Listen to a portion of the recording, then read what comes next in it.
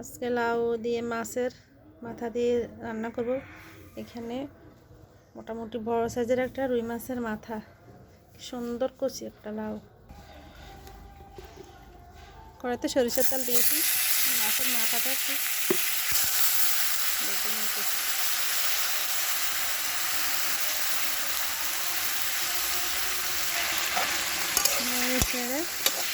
মাছের মাথা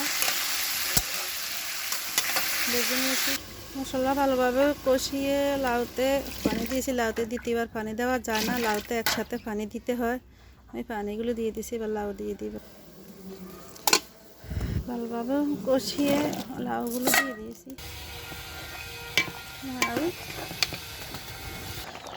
আর মাথাটা দিয়েছি, ধনিয়া দিয়ে নিয়েছে, নামিয়ে নিব।